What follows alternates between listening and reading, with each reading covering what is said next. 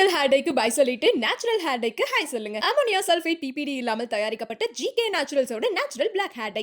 ஏமாந்தவனை மிரட்டுற ஒரு ஜென்மம் தான் அமெரிக்கா. புரியுதுங்களா?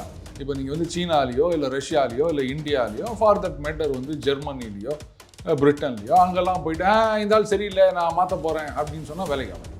ஆனால் இவர் குறி வச்சிருக்க நாடுகள்லாம் அந்த மக்கள் வந்து பரவாயில்லன்றாங்க. இப்போ கூட ட்ரம்ப் பேசியிருக்காரு, நாங்களாம் என்ன சூப்பராக ஸ்கெட்ச் போட்டு தூக்கினோம் பார்த்தீங்களா, ரஷ்யாவால் ஒன்றும் முடியல அப்படின்னு. இந்த பிளகா பசங்களெல்லாம் வந்து மண்டையில் நறுக்குன்னு கொட்டி போட்டு நான் தான் தாதான்னு சொல்லிட்டு போகிறது பெரிய விஷயமா? அமெரிக்கா வியட்நாமில் செருப்படி வாங்கிட்டு திரும்பி ஓடலை. அமெரிக்காவை பொறுத்த வரைக்கும் என்னன்னு கேட்டிங்கன்னா, எங்கேயாவது ஒரு இடத்துக்கு போவாங்கப்பா, போயிட்டு இந்த நாய் வாயை வச்ச மாதிரின்னு சொல்லுவாங்கல்ல, அந்த மாதிரி பண்ணிட்டு அத்தோட போயிடுவாங்க. ஒரு நாட்டில் யார் ஆட்சி செய்யணும் இல்லை எந்த மாதிரியான ஆட்சி முறை இருக்கணும்னு சொல்கிறதுக்கு நீ யார்? போகிற போக்கில் இந்தியாவில் ஒரு எச்சரிக்கை எடுத்திருக்காரு, பார்த்துக்கங்க இந்த மோடி எனக்கு ரொம்ப நெருக்கமான என்ன குஷிப்படுத்தல சந்தோஷப்படுத்த. ஒன்றை குஷிப்படுத்துறதுக்கு நான் என்ன அசிங்கமாக வருது. இந்தியாவை வந்து இந்த பங்களாதேஷ் யுத்தத்தின் போது த்ரெட்டன் பண்ணாங்க, டே போடா நீ பாட்டுக்கு அப்படின்ட்டாங்க இந்திரா காந்தி அம்மையா. ஸோ அந்த காலத்திலேயே நம்ம வந்து அமெரிக்காவுக்கு போயிட்டு வா உன் வேலையை பாருன்னு சொன்னவங்க. இந்த நவம்பரில் தான் இருக்கிறதுலே ஹையஸ்ட். எப்பா அவர் வந்து இன்னொரு 25% போட்டு நான் அது பண்ணுவேன் இது பண்ணுவேன்னு மிரட்டினார் இல்லையா? நீ பாட்டுக்கு அந்த பக்கம் மிரட்டிட்டு போடி, நாங்கள் பண்ணுறதை பண்ணிட்டு இருக்கோம் அப்படின்னு நம்ம இன்னும் அதிகமாக வாங்க ஆரம்பிச்சோம். அதனால் என்ன ஒன்று இப்போ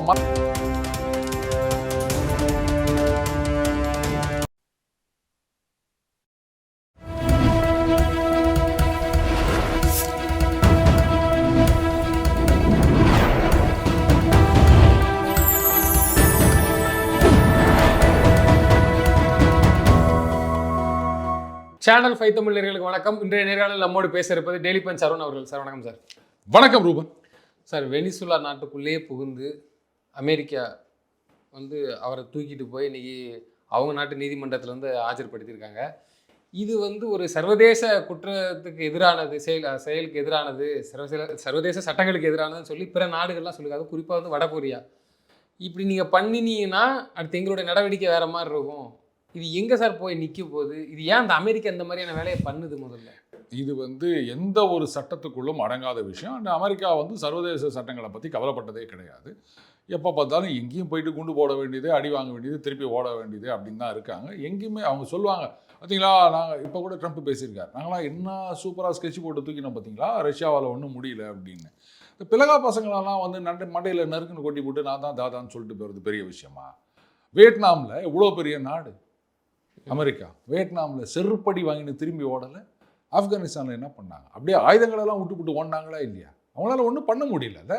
இதே ட்ரம்ப் 2015 ஒரு பேட்டியில் சொல்கிறாரு, ஈராக்கு, லிபியா இந்த மாதிரி விஷயங்களெல்லாம் நம்ம தலையிடுறது தப்பு, அங்கே நம்ம நுழையவே கூடாது, நம்ம நாட்டை நீங்கள் பாருங்க. அதை இப்படி எடுத்துக்கலாமா? அவங்களுக்கு அங்கே என்ன ஏதோ தேவை இருக்குன்னா உள்ள இறங்கி போய் இந்த மாதிரியான வேலை ஆட்சி மாற்றத்தை ஏற்படுத்தி விட வேண்டியது. அப்படி எதுவும் இல்லைன்னா அப்படியே போட்டு போயிடுது. ஆப்கானிஸ்தானில் எண்ணெய் இல்லை, போட்டு போயிட்டாங்க. அதனால எக்கெடுக்கிட்டு போயிட்டாங்க. ரைட்டா? ஈராக்லேயும் வந்து எண்ணெய் இருக்கு. அஃப்கோர்ஸ் அங்கே போயிட்டு என்ன பண்ணாங்க, அவங்களுடைய ப்ரொடக்ஷனை மெனிஃபோல்ட் இன்க்ரீஸ் பண்ணாங்க. பட் அதெல்லாம் வந்து சைனீஸ் அண்ட் ரஷ்யன்ஸ் அவங்க நிறைய சாப்பிட ஆரம்பித்தாங்க. இப்போ அதை விட்டு வந்துட்டாங்க. ஈராக் வந்து இன்னும் ஒரு ஸ்டெபிலிட்டி இல்லாமல் தான் இருக்குது. ஆனால் கை வச்ச விதம் வந்து அங்கே என்னமோ இருக்குது, நாங்கள் தான் பண்ணுவோம்னு நினச்சிட்டு தான் சதாம் ஹுசேன் அவர்களே கொண்டு. அமெரிக்காவை பொறுத்த வரைக்கும் என்னென்னு கேட்டிங்கன்னா, எங்கேயாவது ஒரு இடத்துக்கு போவாங்கப்பா, போயிட்டு இந்த நாய் வாயை வச்ச மாதிரின்னு சொல்லுவாங்கல்ல, அந்த மாதிரி பண்ணிட்டு அத்தோடு போயிடுவாங்க. லாங் ஸ்டாண்டிங்காக அவங்களால ஒரு இடத்துல இருக்க முடியாது. ஏன்னா புதுசாக சண்டை போட்டிக்கிட்டே இருந்தால் தான் ஆயுதம் வைக்கும். நீ அங்கே போயிட்டு கம்முன்னு உக்காண்டிங்கன்னா அதுக்கப்புறம் அங்கே ஆயுதம் தேவையில்லைல்ல, நீ தானே வந்து அந்த எல்லாத்தையும் மெயின்டைன் பண்ண போகிற. அது எனக்கு தேவையில்லை. அங்கே வந்து சண்டை போட்டுக்கினே இருந்தாலும் ஆயுத கம்பெனி அவங்களுக்கு லாபம் வரும், அவங்க வந்து உனக்கு கேம்பெயின் ஃபண்டிங்கு அது இதுன்னு காசு கொடுப்பாங்க. வெனிசுலாவுக்கு பொருந்துங்கிறீங்களா? வெனிசுவேலா பொறுத்த வரைக்கும் அவங்களுடைய oil, rare elements, gold, silver இதெல்லாம் அவங்களுக்கு ஒரு கண்ணு. அடுத்தது the whole of South America, அங்கெல்லாம் சீனா வந்து இன்ஃப்ளூயன்ஸை இன்க்ரீஸ் பண்ணிட்டு வந்தாங்க. அவங்கள சுற்று போடணுன்றதுக்காகத்தான் வந்து இப்போ அதை வரிசையாக ஒரு மிரட்டல் குத்துக்கிறாரு. மெக்சிகோ, அவங்க கியூபா, அவங்கெல்லாம் என்னது இது? ஒரு நாட்டில் யார் ஆட்சி செய்யணும் இல்லை எந்த மாதிரியான ஆட்சி முறை இருக்கணும்னு சொல்கிறதுக்கு நீ யார்? என்னன்னா இன்னைக்கு யாரும் கேட்க மாட்டாங்க. சைனாவை பொறுத்த வரைக்கும் they cannot project there power Overseas. அங்கே போயிட்டு இவங்களால வந்து வெனிசுவேலா காப்பாற்றணும் அப்படின்னு நினச்சா நடக்காத காரியம். புரியுதுங்களா? வெனிசுவேலா சண்டை போடுதுன்னு சொன்னால் ஆயுதங்கள் சப்ளை பண்ணலாம். மற்றபடி என்ன நாங்கள் அங்கே நிறைய கிட்டத்தட்ட $20 பில்லியன் இன்வெஸ்ட் பண்ணி வச்சுக்கிறோம், நீ இதெல்லாம் வந்து ஒன்றும் இல்லைன்னு பண்ணிடுறியா அப்படின்ட்டு இவங்க அமெரிக்கா ப்ரொஜெக்ட் பண்ணும். உலகத்தில் எங்கே பிரச்சனைனாலும், ஏன்னா அவங்களுக்கு வந்து உலகத்தில் ஏராளமான இடத்துல மிலிட்ரி பேசஸ் இருக்குது. நம்பர் 1. நம்பர் 2 அவங்களுடைய அந்த ஏர்கிராஃப்ட் கேரியர்ஸ். ஸோ அந்த ஒரு கேரியர் குரூப் போகுதுன்னு சொன்னால் டெஸ்ட்ராயர்ஸு, ஃப்ரிகேட்ஸு, அது இதுன்னு ஒரு பாடு ஒரு கும்பல் இருக்குங்க. அது மூலமாக அவங்க வந்து தே வில் த்ரெட்டன். அண்டு அது மாதிரி த்ரெட்டன் பண்ணுறது எல்லாமே தமத்தூண்டு நாடுகள். ரஷ்யாவையோ சீனாவையோ அவங்களால வந்து த்ரெட்டன் பண்ண முடியாது. புரியுதுங்களா? இந்தியாவை வந்து இந்த பங்களாதேஷ் யுத்தத்தும் போது த்ரெட்டன் பண்ணாங்க, டே போடா நீ பாட்டுக்கு அப்படின்ட்டாங்க இந்திரா காந்தி அம்மையார். ஸோ அந்த காலத்திலேயே நம்ம வந்து அமெரிக்காவுக்கு போயிட்டு வா உன் வேலையை பாருன்னு சொன்னவங்க. அதனால் அவங்களெல்லாம் இந்த மாதிரி பிளகா பசங்களை அடிச்சுட்டு தாதாவானவங்க தான் அவங்க. போகிற போக்கில் இந்தியாவே ஒரு எச்சரிக்கை எடுத்திருக்காரு, பார்த்துக்கங்க மோடி எனக்கு ரொம்ப நெருக்கமான என்ன குஷிப்படுத்தல சந்தோஷப்படுத்த. ஒன்றை குஷிப்படுத்துறதுக்கு நான் என்ன அசிங்கமா வருது இல்லை, அவர் அப்படி பேசிக்கிறாரு. அது லூஸு அப்படி தான் பேசும். அது இப்போது முதல்ல இங்கே சொன்னாங்கல்ல, ஆயில் வந்து நம்ம வாங்குறத குறைச்சிட்டோன்னு. நவம்பர் ஃபிகர் எடுத்து பாருங்கள், ஹையஸ்ட் பர்சன்டேஜ் ரஷ்யாவிலேருந்து தான் வாங்கியிருக்கு. இல்லை, இந்த சம்பவத்தை ஒரு பக்கம் வெனிசுவேலாவில் பண்ணி விட்டுட்டு இது ஒரு எச்சரிக்கை தானே. பார்த்துக்கப்பா, அதெல்லாம் ஒரு புடலங்க எச்சரிக்கையும் கிடையாதுங்க. அது பாருங்கள், நீ கிளாஸில் வந்து வாத்தியார் வந்து ஐ அப்படின்னு சொன்னார்னா, இந்த நல்லா படிக்கிற பசங்க, பயந்த பசங்க ஒரு 4 பேர் ஃபர்ஸ்ட் பெஞ்சில் இருக்காங்கல்ல, அவங்க வந்து அப்படியே உட்காருவாங்க. நம்மளை மாதிரி பயிலவெல்லாம் என்ன பண்ணுவோம், வாத்தி போட்டண்டி கரெக்டா? அந்த மாதிரி தான் அவர் எச்சரிக்கை கொடுப்பாரு. அதுக்காக எல்லாரும் பயப்படணும்னு அவசியம் கிடையாது, நாம பயப்பட மாட்டோம். அப்படி பயந்துருந்தா நம்ம ஆயிலே வாங்கியிருக்க மாட்டோம்ப்பா. நவம்பர் டிசம்பர்லாம் இன்னும் வாங்கிட்டு ஹையஸ்ட்டில் வாங்கியிருப்போம். இந்த நவம்பரில் தான் இருக்கிறதுலே ஹையஸ்ட். எப்போ அவர் வந்து இன்னொரு 25% போட்டு நான் அது பண்ணுவேன் இது பண்ணுவேன்னு மிரட்டினார் இல்லையா? நீ பாட்டுக்கு அந்த பக்கம் மிரட்டிட்டு போடி, நாங்கள் பண்ணுறதை பண்ணிட்டு இருக்கோம் அப்படின்னு நம்ம இன்னும் அதிகமாக வாங்க ஆரம்பிச்சிருக்கோம். அதனால் என்ன ஒன்று இப்போ மற்ற நாடுகள் அவரை பொறுத்த வரைக்கும் ஒட்டுமொத்த சவுத் அமெரிக்கா நம்ம கண்ட்ரோலில் வரணும் அப்படின்னு நினைக்கிறாரு. சீனா இதை எப்படி எடுத்துப்பாங்க அப்படின்றது தான் கொஸ்டின். அவங்களுடைய இன்வெஸ்ட்மெண்ட்ஸ் அங்கே நிறைய இருக்குது, கடன் நிறைய இருக்குது. வெனிசுவேலா மட்டும் இல்லை, சவுத் அமெரிக்காவில் ஏராளமான நாடுகளில் இந்த ரேர் எர்த் எலிமெண்ட்ஸ் அப்படின்னு சொல்கிறோம் இல்லையா, அதனுடைய ப்ரொடக்ஷன், எக்ஸ்ட்ராக்ஷன், ப்ராசஸிங் அப்படின்னு பல ஸ்டேஜஸ்லேயும் கிட்டத்தட்ட சைனா தான் வந்து மோனோபோலி. அதுக்கு காரணம் ஒன்று, மற்ற நாடுகளில் எங்கெங்கெல்லாம் அந்த ரேர் எர்த் எலிமெண்ட்ஸ் இருக்கோ அங்கே போயிட்டு இன்வெஸ்ட் பண்ணி எக்ஸ்ட்ராக்ட் பண்ணி அது வந்து பயங்கர பொல்யூட்டிங் இண்டஸ்ட்ரிமா. அதனால் சீனாவில் பண்ணிகிட்டு இருக்காங்க, மற்ற நாடுகள்லையும் பண்ணுறாங்க. அமெரிக்காவிலேயோ யூரோப்லேயோ பண்ண மாட்டாங்க. ஆக்சுவலாக இந்த ரேர் எர்த் எலிமெண்ட்ஸை முதல்ல ஆரம்பித்து அதில் பெரிய அளவுக்கு போனது எந்த நாடு தெரியுமா? சீனா கிடையாது, அமெரிக்கா. 1950s ஆரம்பிச்சிட்டாங்க அமெரிக்காவில். ஆமாம், அதுக்கப்புறமா தான் ஐயே இது ரொம்ப பொல்யூஷனாக இருக்குது, இது குப்பை நமக்கு வேணாம் அப்படின்னு சொல்லிட்டு அப்படியே நைஸாக ஒதுங்கிட்டாங்க. அது சீனா அவங்க வந்து பண்ணுறாங்கன்னு சொன்னோடனே சீனாவே வந்து அமெரிக்காவிலேருந்து அந்த டெக்னாலஜி எல்லாம் இது கற்றுக்கின்னு போனாங்க, களவாண்டு போனாங்க, அது வேறு விஷயம். அங்கே அவங்க அதை டெவலப் பண்ண ஆரம்பிச்சிட்டாங்க. இன்றைக்கி வந்து அந்த டெக்னாலஜிலேயும் அவங்க டாப்பில் இருக்காங்க. சரி, நீங்கள் ஒரு தொழிலை செய்கிறீங்க, ஐயா இது நமக்கு வானான்னு சொல்லிட்டு அதை இன்னொருத்தர்கிட்ட கொடுத்துட்றீங்க. ரொம்ப வருஷமாக இந்த தொழிலை செய்யலை அப்படின்னா அப்போ ஆட்டோமேட்டிக்காக அவன் வந்து அந்த தொழிலில் இன்னும் அட்வான்ஸ்டாக போவான், நீங்கள் வந்து குப்பையாக இருப்பீங்க. அதானே, அதுதான் இன்றைக்கி ரேர் இடத்துல நடந்திருக்கு. ஸோ இவர் வந்து சவுத் அமெரிக்காவில் ஏற்கனவே அந்த சைனீஸ் இன்வெஸ்ட்மெண்ட்ஸு அந்த இண்டஸ்ட்ரிலாம் இருக்குது இல்லையா, அப்படியே ஒட்டுக்க ஆட்டையை போடலாம் அப்படின்னு நினைக்கிறாரு. பட் சைனா இதை பார்த்துட்டு சும்மாவாக இருப்பாங்க? அவனோட பணம், அவனோட கடன், அவனோட இண்டஸ்ட்ரி இதெல்லாம் வந்து அதெல்லாம் கிடையாது, அவன் போட்ட கைத்து செல்லாது அப்படின்னு சொன்னால் அவங்க சும்மா விட்டுருவாங்களா? இன்னும் எத்தனை நாடுல தான் நீங்கள் போயிட்டு இது மாதிரி வந்து பிரசிடெண்ட்டை தூக்கிட்டே போவீங்க? என்ன ஒன்று இங்கே இந்த கவுண்டர் வெயிட் அந்த சோவியத் ரஷ்யான்னு இருந்தது, அது இல்லாததுனால கொஞ்ச நாள் வந்து அவங்க அப்படியே இருந்துட்டாங்க, நமக்கு இனிமேல் எதிரி யாருமே இல்லை அப்படின்னு அவங்க எதுவும் கவலைப்படலை.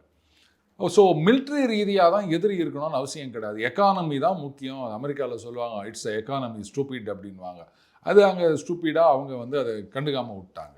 சீனா வந்து எக்கனாமிக் இன்ஃப்ளூயன்ஸை வந்து அப்படியே பரப்பின்னு வராங்க. இப்போ அவங்க சைனீஸ் எக்கானமியோட அவங்களால டீகப்பிள் பண்ண முடியாது ரூபன். அவங்களேருந்து வாங்காமையோ இல்லை இது பண்ணாமையோ உங்களால் ஒன்றும் பண்ண முடியாதுன்ற நிலைமை. ரேர் எர்த் எலிமெண்ட்ஸில் அவங்க தான் வந்து கண்ட்ரோல் பண்ணிட்டு இருக்காங்க.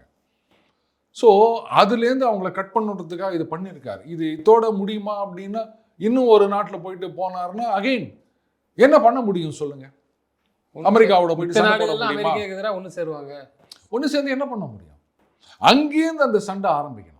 புரியுதுங்களா? இப்போது வெனிசுவேலாவோ இல்லை வந்து ஃபார் தட் மேட்டர் இப்போ நாளைக்கு பிரேசிலியே போடுறாருன்னு வச்சுக்கோங்களேன். அப்போ அந்த நாட்டில் இருக்க மக்கள் எதிர்த்து வரணும். அப்போ இங்கேருந்து நம்ம ஆயுதம் சப்ளை பண்ணால் மற்ற நாடுகள்லாம். இப்போ இந்த வெனிசுவேலாலேயே சிக்கல் என்னன்னா, அங்கே இருக்கிற ஆட்சியாளர்கள் வந்து அமித்ஷா போனார்னா என்ன சொல்லுவாருன்னு தெரியல, அட்டையை போடுறதுலேயே குறியா இருக்காங்க.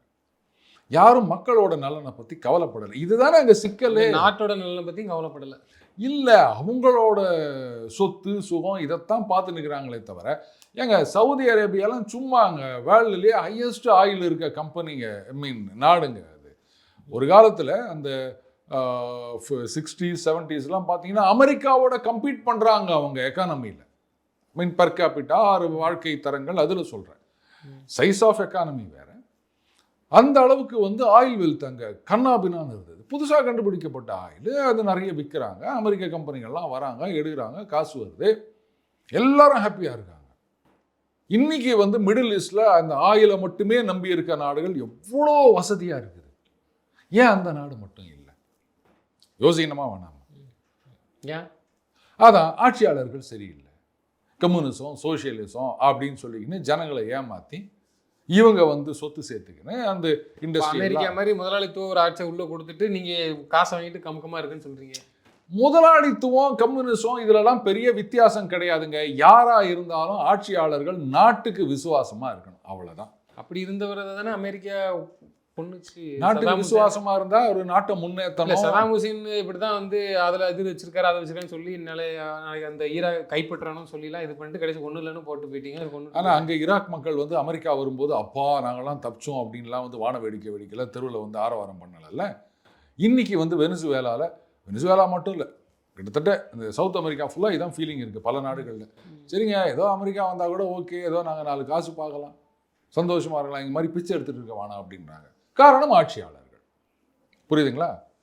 சதாம் ஹுசேன் வந்து நாட்டை நல்லபடியாக வச்சிருந்தார், அதில் எந்த பிரச்சனையும் கிடையாது. நான் என்ன சொல்ல வரேன்னா மக்களுடைய மென்டாலிட்டி சொல்கிறேன். அமெரிக்கா வருதுன்னு சொன்னால் இவங்க வந்துட்டு போட்டோமே அப்படிங்கிற நிலைமைக்கு வந்துட்டாங்க. காரணம் சோறே இல்லை, பிச்சை எடுத்து நிற்கிறாங்க, பட்னியோடு இருக்காங்க.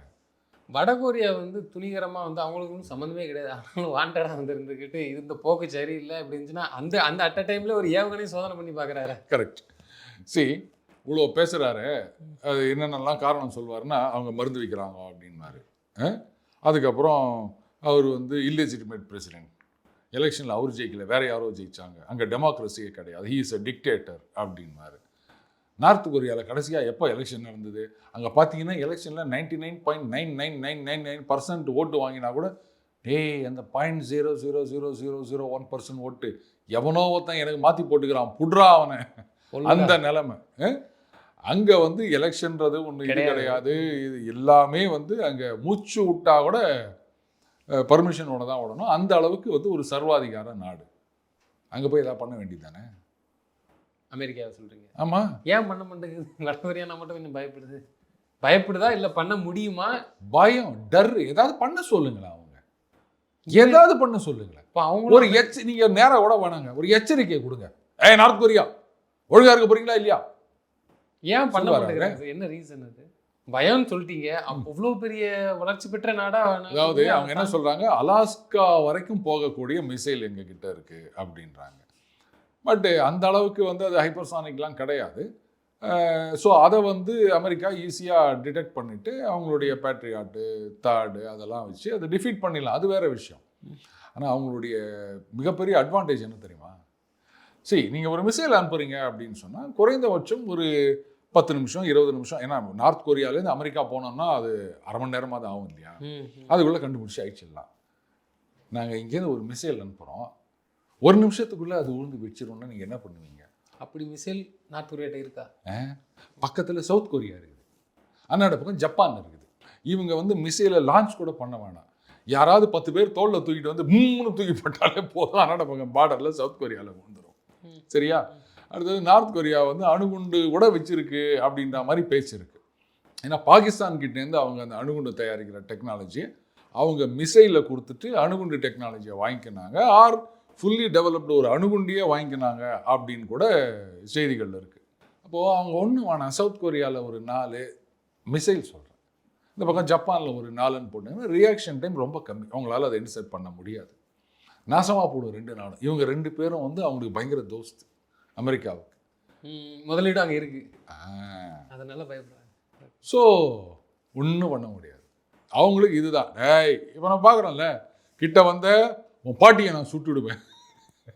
பாட்டினா கூட நம்ம விட்டுருவோம், பட் இவனுடைய கேர்ள் ஃப்ரெண்ட் அமெரிக்கா எல்லா நாட்டிலையும் தன்னுடைய பேஸை வச்சிருக்குது. அது இப்படி பண்ணி கூட வடகொரியாவுக்கு எதிராக பக்கத்தில் ஜப்பான் நீங்கள் சொன்ன மாதிரி சவுத் கொரியாவில் இருக்குது, வந்து ஜப்பானில் அந்த செகண்ட் வேர்ல்டு வார் முடிஞ்சதுலேருந்து ஓகேனாவா பேஸும் மிகப்பெரிய பேஸ் இருக்குது.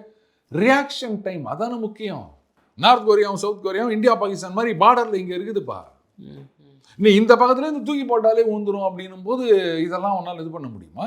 அந்த நாட்டில் இது போன்ற செல்வ வளம் மிக்க ஒரு இதில் நாடு தானே சார் எது வடகொரியா? இல்லை அங்கேயும் பஞ்சத்தில் அடிபட்டு இருக்க பிச்சைக்கார நாடு. ஆனால் அதை பற்றி யாரும் வெளில சொல்ல மாட்டாங்க, சொல்லவே முடியாது. அங்கேருந்து தப்பிச்சு நாங்கள் வந்து சீனாவுக்கு வரோம், சவுத் கொரியாவுக்கு ஓடுறோம் அப்படின் போது சுட்டு தள்ளப்பட்டவர்களாக நிறைய இருக்காங்க. அது கஷ்டப்படுற நாடு தான். ஆனால் மிலிட்ரிக்கு மட்டும் எல்லாம் கிடச்சிடும். அப்பப்போ நம்ம தீபாவளி பட்டாசு வெடிச்சு பார்க்குற மாதிரி ஒரு ஏவுகணை சோதனை பண்ணுவார். அதனால தான் நார்த் கொரியாவை எங்களால் கேள்வி கூட கேட்க முடியாமல் உட்காந்து நிற்கிறாங்க. இவர் ஏமாந்தவனை மிரட்டுற ஒரு ஜென்மம் தான் அமெரிக்கா, புரியுதுங்களா? ஸோ இப்போது இந்த பக்கம் யூரோப்பியன் யூனியன் அவங்களுக்கு புரிஞ்சு போச்சு அமெரிக்கா நமக்கு சப்போர்ட் வராதுன்னு. அது மட்டும் இல்லை, இன்னொன்று என்ன சொல்லிடுறாரு பார்த்தல, கிரீன்லேண்ட் எங்களுக்கு வேணும்னு கேட்டுக்கிறேன். அதே இவரை ஏய் எங்களுக்கு வேணும் நாங்கள் எடுத்துக்கிறோம் அப்படிங்கிறாங்களா? பார்க்குறதெல்லாம் நீ வந்து கேட்டு எடுத்துன்னு போனீங்கன்னா நாங்களாம் என்ன நினச்சிருக்கிறேன் நீ? ஆனால் ஒன்று யூரோப்பியன் யூனியனில் சொல்லிட்டாங்க, நாங்கள்லாம் வந்து டென்மார்க்குக்கு ஆதரவாக இருப்போம் அப்படின்னு. என்ன நினச்சிருக்கிறார்? அப்புறம் எனக்கு கனடா நீ வந்து என்னோட 51வது ஸ்டேட்டாக சேர்ந்துரு அப்படின்னாரு வந்த உடனே. அப்புறம் நாளைக்கு பிரிட்டனோட சொல்லுவார், என்ன நீ தனியாகிற, நீயும் வந்து அமெரிக்காவோட சேர்ந்துரு. பிரிட்டனே என்ன இப்போ பிரிட்டனையே, நான் பிரிட்டனையே பிச்சைக்கார பிரிட்டனாக இருக்குது நீங்கள். அப்புறம் பிரிட்டனையே சார் நீங்களே இப்படி சொல்லாமா சார்? பிரிட்டன்னா லண்டன் தானே சார்? அங்கே லண்டனில் போய் பாருங்கள், நம்ம ஊரில் நடக்கிற மாதிரி இருக்கும். அது பல நாடுகளே ஆட்சி செய்தவர்கள் காரணம். இன்னைக்கு பல பேர் அங்கே போய் ஆட்சி செய்கிறாங்க. நம்ம ஏன் இந்திய வம்சாவழி ஒருத்தரே அங்கே பிரைம் மினிஸ்டராக இருந்துட்டு போலையா? அவ்வளோ இதாக இருக்கா? நம்ம ஈழத்தை சேர்ந்தவர்கள் சில பேர் அங்கே இப்போ மினிஸ்டராக இருக்காங்க. அதான் இவங்க உலகத்தையே ஆட்சி செய்தார்கள். இன்னைக்கு உலகமே அவர்களை போட்டு மிதிச்சு நிற்குது. Karma will come back to haunt you. அதுதான் இல்லை, அமெரிக்காவோட இந்த போகிற போக்கு இந்த எண்ணத்துக்கு எதிராக மித்த நாடுகள் கூட ஒன்றும் சேராத சார். அது இன்னைக்கு நாங்களும் உங்களோட வாரம் இல்லை இல்லை, அதுதான் நான் முதல்லயே சொன்னேன். இவங்க அட்டாக் பண்ணுற நாடுகளுடைய மக்களுடைய மென்டாலிட்டி எப்படி இருக்குன்னு பார்க்கணும். ஏன்னா இப்போ இருக்கிற ஆட்சியாளருக்கு ட்ரம்ப்பே பரவாயில்ல, அமெரிக்காவே பரவாயில்லன்ற நிலைமையில் அவங்க இருக்காங்க. இது அங்கே இருக்கிற ஆட்சியாளர்கள் பண்ணுற தப்பு.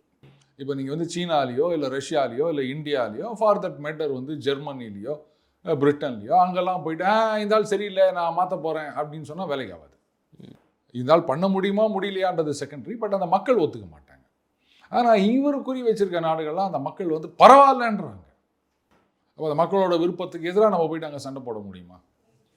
வடகொரியா எச்சரித்தார் அந்த நாட்டோடைய அதிபர். ஆனால் புட்டின் அவர்களும் பேசியிருக்கிறாங்க இது இந்த வெனிசுலாவுக்கு. இல்லை, இப்போது சமீபத்தில் இன்னொரு அஃபிஷியல் ஒருத்தர் ஸ்டேட்மெண்ட் கொடுத்துருந்தாரு, இட்ஸ் எ கிரிமினல் ஆக்ட் அப்படின்னு சொல்லியிருந்தாரு. கரெக்டு, அவ்வளோதான். ஆனால் அந்த அறிக்கையோட அவ்வளோதான், வேறு என்ன பண்ண முடியும்னு நினைக்கிறீங்க நீங்கள்? ஏன்னா அது வந்து அவங்களுடைய அந்த காலத்துலேருந்து அவங்களுடைய ஜோன் ஆஃப் இன்ஃப்ளூயன்ஸ் அது. இப்போ நீ உக்ரைனில் நீ உள்ளே வராது, அவ்வளோதான். ஏன்னா கேப்பில் ஜெலன்ஸ்கி ஒரு குத்திட்டு போனார் பார்த்தீங்களா? அவங்க அடகிறான் என்னத்தை குத்துறது. அதில் வேறு டிஃபென்ஸ் மினிஸ்டர் சொல்லியிருக்காரு, நாங்கள் வந்து இந்த வெனிசுவேலாவுக்கு எதிரான நடவடிக்கையை அப்ரூவ் பண்ணுறோம். நீ யாரா அப்ரூவ் பண்ணுறதுக்கு? உங்ககிட்ட யாராவது அப்ரூவல் வந்து கேட்டாங்களா? நக்கல்ல இது. இப்போ அவர் பார்ப்பார் ட்ரம்ப்பு, என்ன நீ எனக்கு அப்ரூவல் கொடுக்குறியா? இன்னும் ஜெலன்ஸ்கியை கூப்பிட்டு முதல்ல அந்த பையில தூக்கு. அதான் நடக்கும். அங்கே இந்தியா அங்கே வெனிசுலா நடக்கதே உற்று நோக்கிட்டே இருக்கலாம். ரொம்பலாம் நம்ம சீரியஸாக எடுத்துக்க வேண்டிய அவசியம் கிடையாது. ஓகே, ஏன்னா நான் முதலே சொன்ன மாதிரி அந்த மக்கள் அவங்களையும் பார்க்கணும். அங்கே வந்து மக்கள் அத்தனை பேரும் வந்து ஆட்சியாளருக்கு ஆதரவாக இருந்து, ஆட்சியாளர் மக்களுக்கு ஆதரவாக இருந்து, பார்த்தீங்களா இந்த மாதிரி பண்ணுறீங்க அப்படின்னு சொன்னால் முதல்ல அந்த மாதிரி சுச்சுவேஷனில் அமெரிக்காவே உள்ள நுழைஞ்சிருக்காது. புரியுதுங்களா? அப்படி இல்லைன்றதுனால தான் அவங்களுக்கு இடம் கொடுத்துட்டீங்க. நீங்கள் அந்த ஊசி இடம் கொடுக்காம நூல் நுழையுமா அப்படின்னு வாங்க பாருங்கள். அந்த மாதிரி இவங்க நாட்டு மக்களை ஏங்க எத்தனை லட்சக்கணக்கான பேர் வந்து மற்ற நாடுகளில் வந்து பஞ்சமும் பட்டினியுமா சுற்றி நிற்கிறாங்க தெரியுமா, வெனிசுவேலாலேருந்து. அப்போ நான் வந்து அந்த மக்களுக்காக செஞ்சேன்னு சொன்னால் நீங்கள் என்ன பண்ணுவீங்க? ஒன்றும் பண்ண முடியாது. இதில் வேறு சொல்லியிருக்காரு, எங்கள் ஆயிலெல்லாம் திருடுறாங்க வெனிசுவேலா அப்படின்னு சொல்லிக்கிறாரு. சதாம் ஹுசேனும் அப்படி தான் சொன்னார் குவைத்து மேலே சண்டை போடுறதுக்கு முன்னாடி. இப்போ சீனா பார்த்துக்கினே இருக்காங்க, ஆமாம் தைவான் வந்து எங்களுடைய பிஸ்னஸ் எல்லாம் திருடுது அப்படின்னு அவங்க வந்து ஒரு கோஷத்தை போட்டுக்கின்னு தைவானை இந்த வருஷத்துக்குள்ளேயே முழுங்கினாலும் ஆச்சரியப்படுவதற்கில்லை ரூபன். நிச்சயமா சார். தொடர்ந்து தங்களது கருத்துக்களை பயந்தமைக்கு நன்றி. நன்றி ரூபன்.